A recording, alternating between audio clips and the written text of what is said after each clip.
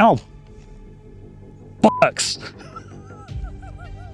The DJI Mini 5 Pro is finally here. The weather's gorgeous, so why don't we check out every function that we can possibly on 3 batteries. Let's see if they actually did put the Pro in Mini. Let's get on with it. I've been flying drones and talking about it for almost 3 years now, and this DJI Mini 5 Pro is probably one of the most hotly anticipated drones in that time. DJI kindly sent me this drone after I sent them about 800 quid. I opted for the RCN3 Fly More combo because I've already got 2 RC2s, and now I've got 3 RCN3s. So we'll be using the RC2 today. One of the very cool things they put in a recent update is being able to press the takeoff button here and then press the C1 button, so there's no having to fiddle about too much. We're going to use the standard picture settings on the DJI Mini 5 Pro, just so that we can get a good idea of what the baseline is. That said, it is a 10-bit picture, so it still retains a lot of the dynamic range. That means that you still get detail in the highlights and you get detail in the darks as well. So let's start off. We'll go from left to right on the screen, testing out each function. I'll speed a lot of this up. Don't worry, you're not going to be here for ages. Let's start off with waypoints. We'll do a very quick waypoint test here. Let's make that one waypoint there, add another waypoint there, and we'll add that waypoint in there. Now we can look at the gimbal roll as well with this. So if we stick a gimbal roll in, this is just for fun. Let's try 140, and that's going to roll back and roll forward between those waypoints. Let's make this quite fast, and we'll hit go. So we've got 84% of this battery left, 29 minutes. Don't worry, it's not going to take 29 minutes. I'm going to edit this to bits. Right, it's just turning around. Here it goes. Whoa! So that's the new gimbal tilt function, very similar to the Mavic 4 Pro with its infinity gimbal. This gimbal can turn up to 225 degrees. So it can give you a lot more opportunities for creative shots, possibly not like that one that I just did. It's the first time I've used it. And that's complete. Turn to home, check that that's going to work.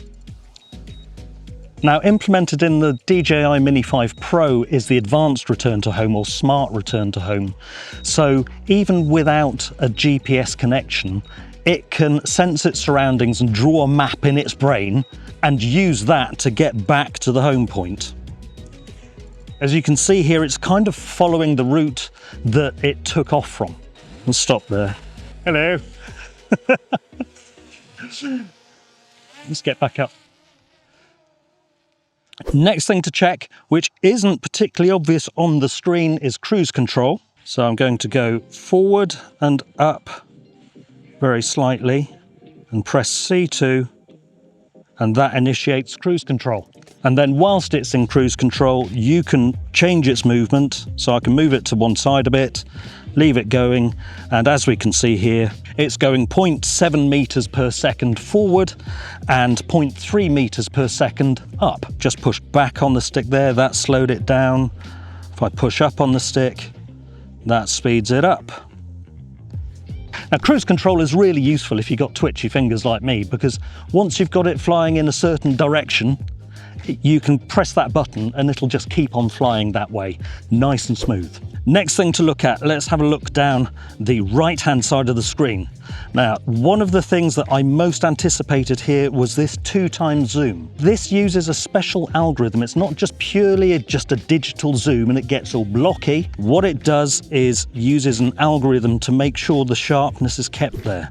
This is the equivalent of a 48mm focal length, and we can see this factory over here, that is using that 2x zoom, and if I just come back here and use 1x zoom, that's the effect. And you can change that zoom whilst it's recording as well. One of the great things with that is that we should be able to get some quite good parallax. we're going to hit the focus track and select me, and we're just going to use me as a spotlight. So you can see that that's going around me, and that's at 1x zoom. Now let's see if we can get some nice parallax effect by using the 2x zoom. There we go. So you can see that the background is zoomed in and you've got that nice parallax effect back there. You can see that factory is a lot different.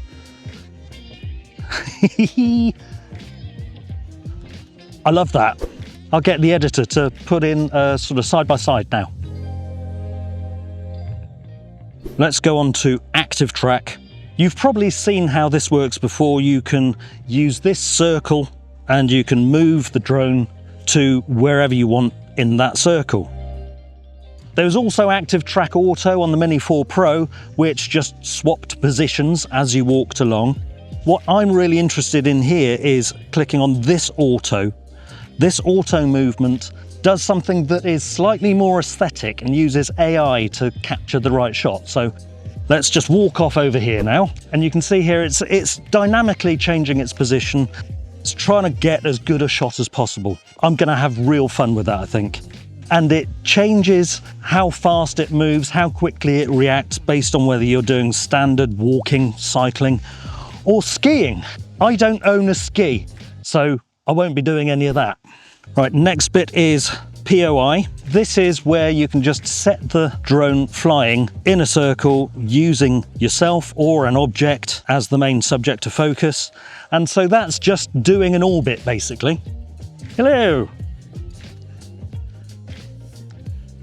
Lovely. And if you move, should move with me. Yeah, so it's following me and doing an orbit, quite a fast orbit.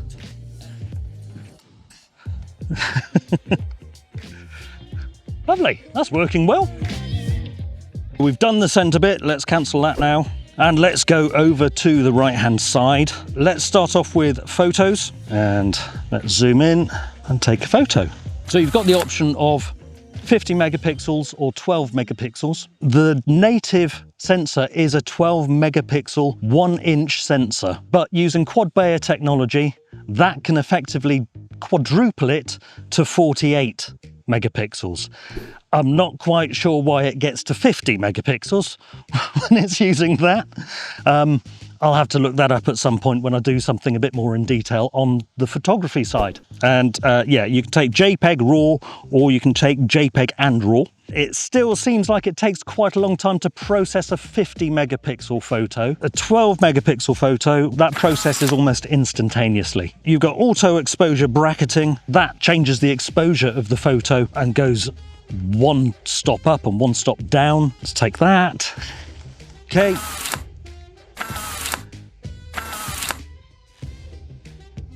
Burst photo, so that will take several photos in a row. Let's do that now.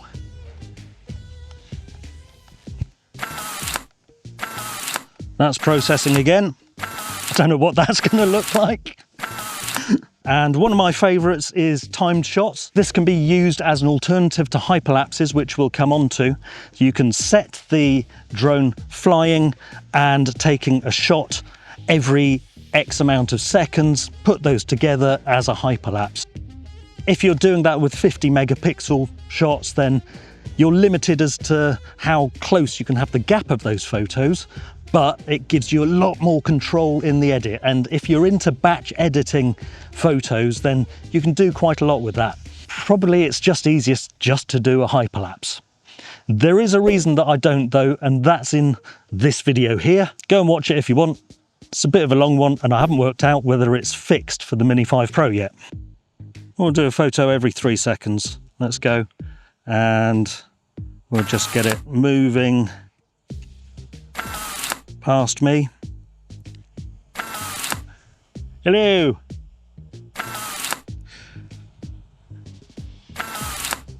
Can I keep up with it? I can't keep up with it.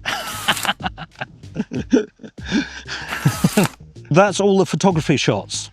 Let's then go on to video. Now, you've already seen the standard video that I've been doing. You can shoot in standard mode, in HLG, in D-Log-M. I generally shoot in D-Log-M. I'm not doing that today though, because I want you to see what the standard mode is looking like. Let's start off with Mastershots. Going to select me, let's hit start. Let's hope we've got enough time left. We've got 6 minutes left on the clock. There is a low power transfer mode on this that you can enable in the settings. When you switch off the drone, it goes into a low power mode, which means you can still connect to it via Bluetooth with your phone. And that means that you can download any videos or photos that you've taken over that time. It stays on for about 12 hours, and they state that it uses up to about 5% of the battery that's in there. So I moved there and it kind of lost me, but what it does is it keeps the GPS lock on the point that you had it set at. There's a function that now switches the drone on when you unfold the legs, or when you push the battery in and the legs are unfolded, that automatically switches the drone on. I want to preserve as much battery life as possible, so I might put a battery in with the drone unfolded but not need to use it yet, so I don't want to go through the faffing about of switching it back off again. The storage has been upgraded to 42 gigabytes, which is useful if you do forget your SD card or you completely fill it up. OcuSync 4 Plus is enhanced transmission from the drone to the controller. That transmits at 1080p 60 frames per second to the controller. The OcuSync 4 Plus also means it has a stronger transmission signal, meaning better range. What it does mean is that that signal has better penetration. We are done. That is the first battery done. Ow. Bollocks.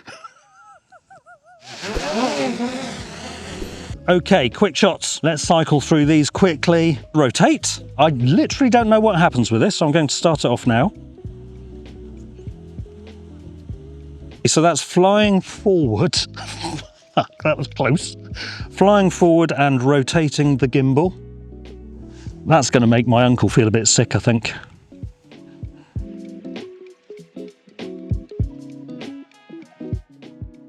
It's really cool because it looks on the screen like it's turning over. It's just flying straight to me. Having a bit of a battle with the wind. That's doing well. Droney. Select myself. Let's do a 60-meter droney. There we go. Off it goes. Bye-bye. Pointing at stuff. Pointing at stuff. Pointing at stuff. Waving. Hello. Let's do a rocket then. I don't know what people are meant to do when this goes. Oh, lovely shadows. Get very distracted. Lovely. Circle. Let's go in a different direction. So flying around, we've got 25 minutes of battery left. This again is a little bit like using the POI, but you're just letting it do the quick shot on its own. It is looking quite gorgeous around here today, especially with this in the picture. So let's go on to the helix, very similar to the circle, but it goes round and up. Let's go to 70 meters. There we go. Look at that. Lovely. Oh, beautiful vista. Lovely. Now, of course, I think you can do these using the 2x zoom as well. So a shot like this would have some beautiful parallax in it. On the boomerang, let's select me. There we go. Start. With these circles, with the helix, with the boomerang, your start point kind of denotes the radius of the flight. The boomerang does kind of what it says, goes out and then back in again. We've got the old asteroid. This flies out and up from me and then takes a 360 panorama and stitches all of that together and makes it look like we're all stood on an asteroid. We're going to do a hyperlapse because I love it. The first hyperlapse version is a free hyperlapse and we'll just keep it to 5 seconds length. Let's go. I can move the drone forward. I will leave it in cruise control, so it's going at 0.5 meters per second. With hyperlapses, I would say Half a metre per second is a little fast, especially with lateral movement. You're better off going up to about 0.3 metres per second. I'll put how many miles per hour that is somewhere up here. Why has my framing gone weird again? Hopefully we'll get some nice cloud effects in this hyperlapse. Let's have a look. We've got circle. Now last time I did a circle hyperlapse up here, I kind of got it a bit wrong and it went around far too fast. So I'm going to try to get it right this time. Let's check the settings. We're going to do a 2-second interval. That is kind of the maximum, but just for a laugh, I'm going to stick it up a little bit further. So let's do 1 metre a second. Okay, here we go. Now I've just got to sort of stand here. If you click on +1 second, you see it'll go to 6 seconds now. That means I've got to stand here like a lemon for 4 minutes and 35 seconds. Why do DJI not offer just the drone on its own? There's probably a lot of different reasons, but it's possibly down to profitability. With the RCN3, I'm probably never going to use it. I might end up selling it, but the shipping of it, the construction of it isn't great for the environment. We've just killed another polar bear. Actually, I've heard polar bears aren't very nice. It's probably a good idea, actually. See if they can ship me some more RCN3s. Oh, there we go. Right, so that hyperlapse is done. Here it is now.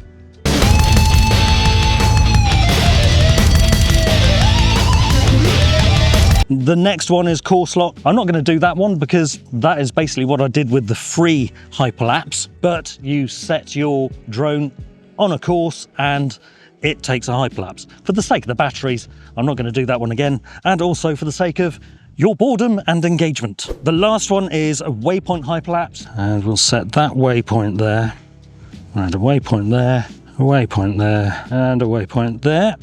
Go into the settings, 2-second interval. We're just going to make it 8 seconds. Hit go. And that's another 6 minutes of standing around. In the Fly More combo, for the first time that I've seen, DJI have actually included a set of 3 ND filters. They restrict the amount of light that's coming into the lens so you can get some nice motion blur. For shots like we're doing now, not really required, although I have got an ND32 on the drone at the moment because it is a very bright day. But when you're taking hyperlapses or when you're taking photos or video of fast moving stuff, it's always a good idea to bring your shutter speed down so you get a little bit of natural motion blur. It's the sort of thing that looks natural to the eye. Otherwise it can look a bit digital and a bit sharp. There's an ND16, which is kind of useful, an ND32, and ND128. Where is 64? 64 would have been perfect for today. Let's talk about this 1-inch sensor.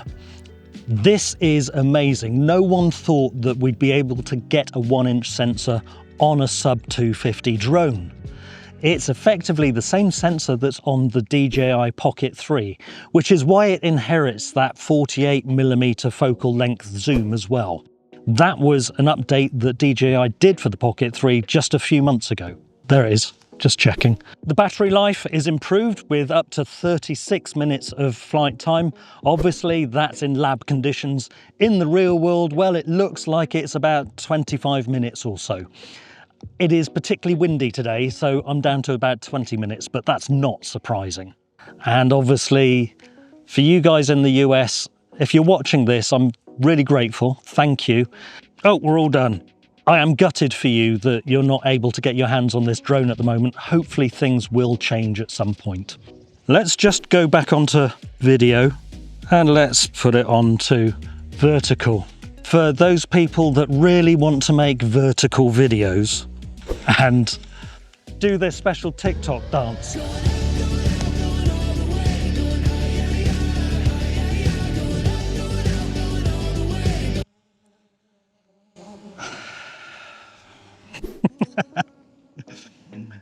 Let's go on to slow motion.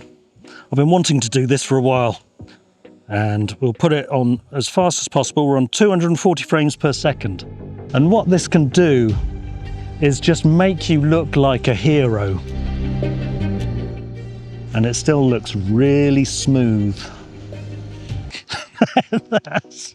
I don't know how smooth that's going to look. That's gone to Pano because I know Pano has got a new thing that the Mini 5 Pro has inherited from the... The Mini 5 Pro has inherited the free Pano mode from the DJI Air 3S, which is great. Rotate the aircraft in place to change camera direction. Select bottom right corner of the panorama as end position. Right, so we're going to start capturing that. So let's start that. And then I'll stick these photos up here. Oh, crikey, that's a big one. Oh. That's what she said. Or he said. Let's have a look at Sphere.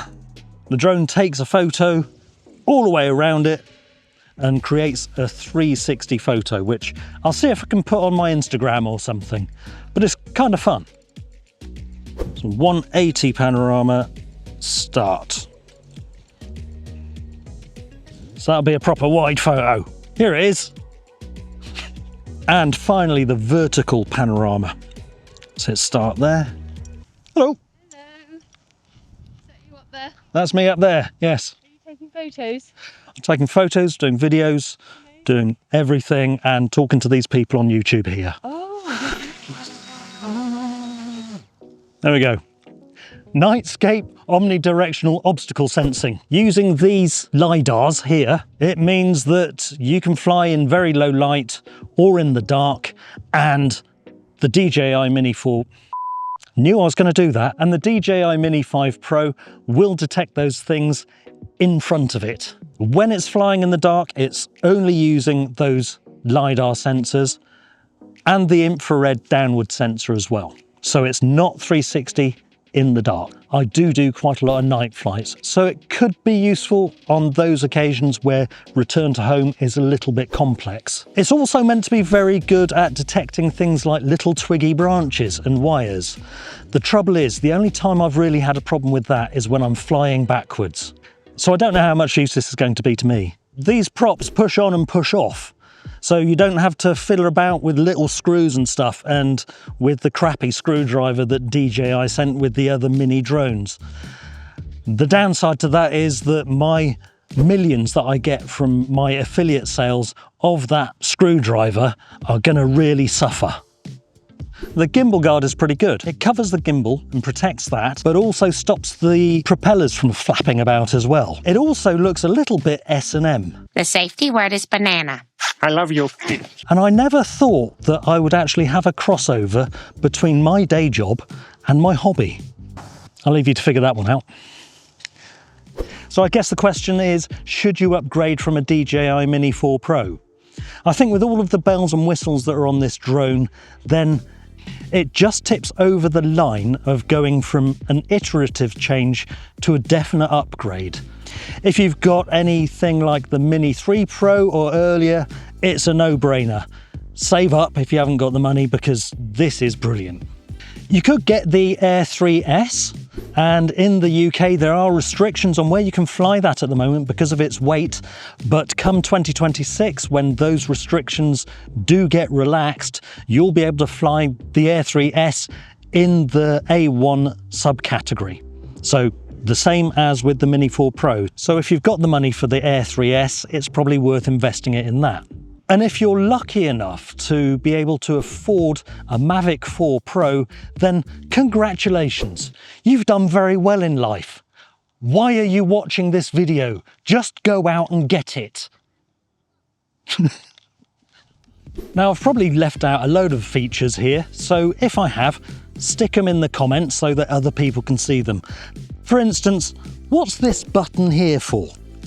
I've got my theories, but I'd be really interested in what yours are, so stick that in the comments as well.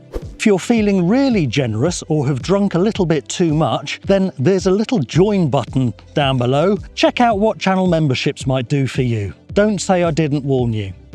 Now, if you've enjoyed this video and found it useful, then please do hit the like button. It really does help the video get out to more people. And also consider subscribing. Oh, and watch this.